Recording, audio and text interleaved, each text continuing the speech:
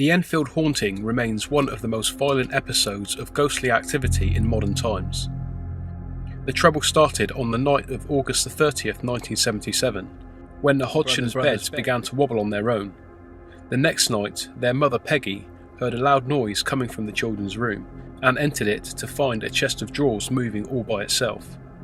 She wasn't able to stop the heavy oak chest as it moved towards the door and concluded that some invisible force was at work in the house.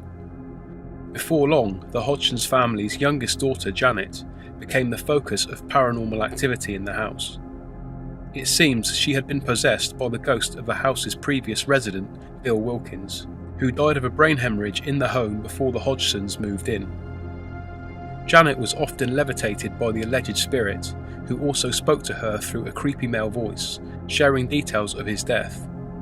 Objects flew through the air, and family members and visitors were physically assaulted. Some people dismissed the case as an elaborate hoax, but several eyewitnesses uninvolved with the family came forward with stories to corroborate their claims. One of them was a policewoman who signed an affidavit attesting that she had seen a chair levitate and move on its own in the house. The activity died down after a priest visited the home in 1978, but it never stopped completely. The South Shields poltergeist is a recent case of spiritual harassment and assault where the entity seemed to have been attracted to toys. Specifically the toys belonging to a 3-year-old boy, which the spirit used to terrorise the boy's parents. In December 2005, Mark and Marianne, a couple living with their young son Robert in South Shields, England, began to notice strange things happening in their home. Furniture moved by itself, doors opened and closed of their own accord, and chairs would be found stacked in bizarre configurations. Then it got nasty. One evening while they were in bed together, Marianne was hit in the back of the head with one of her son's toys. The encounter ended when Mark felt a searing pain on his back and 13 red scratches appeared on his skin. Things got worse from here. It left a rocking horse hanging from a ceiling fan. Mark and Marianne found a stuffed rabbit sitting in a toy chair at the top of their stairs with a box cutter in its lap. Malicious messages began to appear on their son's doodle board and even on their cell phones, always from untraceable sources, saying things like, "Go die," or "You're dead." Young Robert would go missing for long periods of time, only to be discovered hiding in strange parts of the house, like closets and cupboards.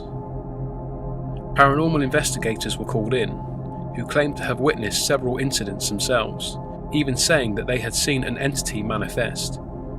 They described it as a midnight black, 3-dimensional silhouette that radiated sheer evil. And then the haunting stopped. Thus far, nothing has been heard from Mark and Marianne or the house where they lived.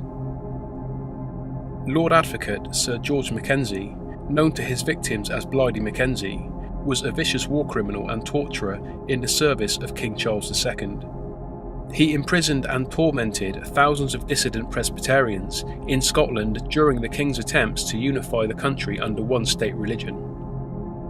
He carried out his grisly work at Greyfriars Kirkyard, a small cemetery of the Greyfriars Kirk parish, owned by the Church of Scotland. Hundreds of his victims were buried there, and ironically, so was Mackenzie himself when he died in 1691. One night in 1998, a homeless man seeking shelter disturbed Mackenzie's mausoleum and unleashed one of Great Britain's most well-known poltergeists.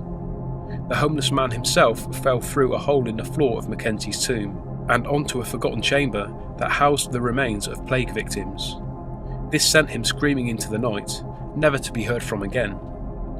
The next day, a woman looking through the iron gates of the cemetery was blasted off its steps by a cold force.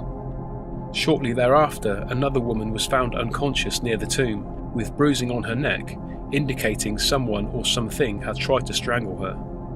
Since then, there have been over 500 reports of ghostly attacks near Mackenzie's tomb, including burns, skin gouges around the neck and abdomen, unexplained bruises, broken fingers, punches, kicks, pulled hair, strange smells and sounds, and wall and floor knocks, many witnessed by multiple witnesses. The case of Esther Cox, and her posse of abusive ghosts is one of the most famous haunting accounts in all of ghost lore.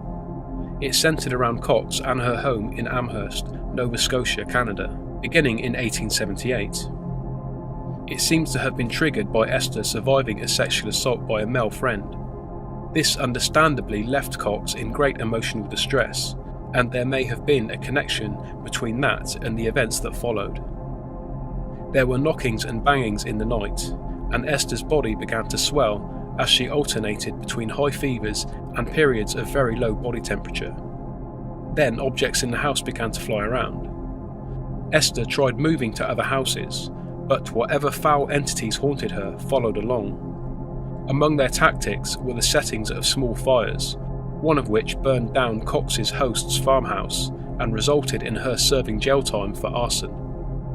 The phenomena died down after Esther's jail sentence in 1879 and eventually ceased altogether.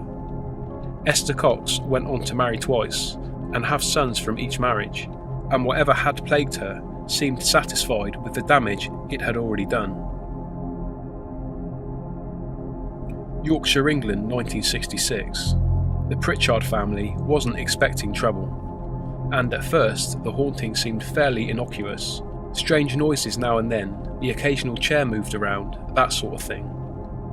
But sometime around August of that year, the entity at work in their home at 30 East Drive on the Chequersfields estate decided to ramp up the horror. In this case with the Pritchard's daughter Diane. She was thrown from her bed and at one point dragged up the stairs by her neck, leaving welts and bruises in the form of a handprint. The entity began to manifest itself visually, in the form of a dark-robed figure that hovered at the feet of the family members' beds.